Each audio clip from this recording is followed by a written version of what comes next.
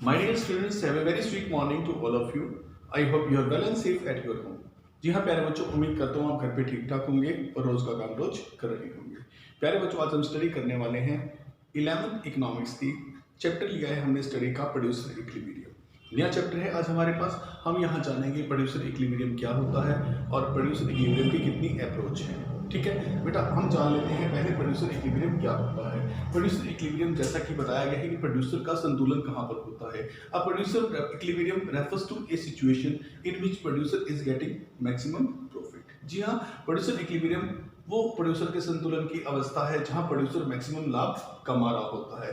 क्यों? क्योंकि प्रोड्यूसर करता है इन्वेस्टमेंट, अपनी लगाता है इनकम। इन्वेस्टमेंट के थ्रू वो मैक्सिमम लाभ जहां पर कमाता है वहीं पर वो अपने संतुलन को मापता है। ये एक ऐसी सिचुएशन होती है जब प्रोड्यूसर इस सिचुएशन को बदलना नहीं चाहता है। He never wants to change his present situation because in a present situation he is getting maximum profit by doing his investment. अपनी इन्वेस्टमेंट के द्वारा वो अपना मैक्सिमम प्रॉफिट कमा रहा होता है और इस अवस्था को वो कभी बदलना नहीं चाहता है। इसको अगर वो चेंज करता है तो मैक्सिमम प्रॉफिट की स्थिति में नहीं होगा। अगर प्रोड्यूसर प्रोडक्शन का वो लेवल इससे कम करता है जहां पर वो मैक्सिमम प्रॉफिट कमा रहा है तो भी वो हानि में रहता है, अर्थात उसका कॉस्ट ज़्यादा हो जाता है। अगर वो इससे आगे प्रोडक्शन जारी रखता है तो कॉस्ट ज़्यादा होती है तो भी उसे नुकसान ही होता है। तो वर्तमान प्रोडक्शन जितना वो कर रहा है जिससे वो मैक्सिमम प्रॉफिट कमा रहा है उसी लेवल पर वो संतुलन में माना जाता है। समझते हैं प्रॉफिट मैक्सिमाइजेशन कैसे होता है। जब हमारा टीआर मैक्सिमम होगा, total revenue, TR means total revenue, total cost से जहां पर मैक्सिमम आ जाए, अर्थात टोटल रिवेन्यू मैक्सिमम होना चाहिए, इससे प्रॉफिट मैक्सिमाइज हो जाएगा। अर्थात यहाँ पे मैं बता रहा हूँ जब हमारा टोटल रिवेन्यू टोटल कॉस्ट से ग्रेटर होता है तब प्रोड्यूसर को प्रॉफिट होते हैं। लेकिन अगर टीआर मैक्सिमाइज्ड होगा, टीआर मैक्सिमम कमा रहे हैं आप और टीआर मिनिमम, टीसी मिनिमम है, तब आपको प्राप्त होगी अवस्था प्रॉफिट मैक्सिमाइजेशन की। तो हम प्रॉफिट को यहाँ पाई से दिखा रहे हैं, तो प्रॉफिट मैक्सिमाइजेशन को पाई से दिखा रहे हैं। तो हमारे पास जो प्रोड्यूसर इक्विलिब्रियम का समीकरण बनेगा वो बनेगा टीआर माइनस टीसी, जहां प्रॉफिट क्या होना चाहिए, मैक्सिमम। तो ये था प्रोड्यूसर इक्विलिब्रियम।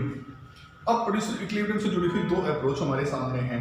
एक हमारे सिलेबस में नहीं है अब और एक हमारे सिलेबस में है। जो पहली अप्रोच है वो है TR TC approach, total revenue total cost approach.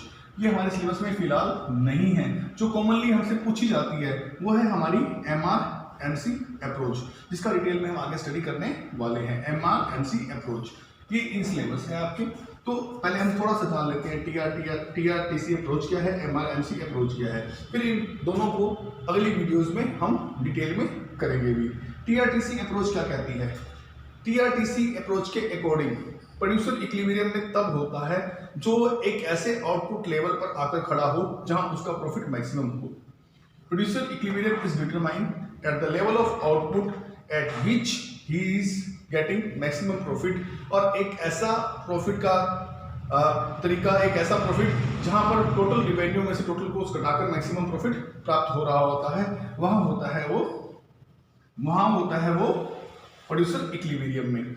हाँ, एक जो प्रॉफिट आपको मैक्सिमम मिल रहा है वो टीआर में से टीसी घटा के मिल रहा है, टोटल रिवेन्यू में से टोटल कॉस्ट घटाने के बाद प्राप्त हो रहा है। इसका मतलब है आउटपुट एक ऐसा निश्चित आउटपुट तो है ना जहां टीआर माइनस टीसी करने से मैक्सिमम प्रॉफिट होता है। अगर उससे कम आउटपुट बनाया जाए तब भी वो मैक्सिमम प्रॉफिट प्राप्त नहीं होता, और अगर उससे आगे जाने लगे हैं हम प्रोडक्शन करने के लिए तो कॉस्ट बढ़ जाती है।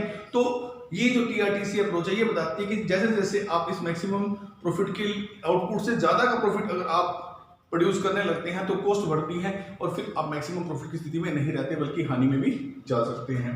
तो टीआरटीसी अप्रोच बताती है आउटपुट एक ऐसा आउटपुट का लेवल होता है जहां प्रोड्यूसर को मैक्सिमम प्रॉफिट प्राप्त हो रहे होते हैं और वो मैक्सिमम प्रॉफिट ये रहे, ठीक है। वो एक इस लेवल के आउटपुट तक प्रोडक्शन करना चाहेगा और वहां वो अपने आप को इक्विलिब्रियम में कहेगा।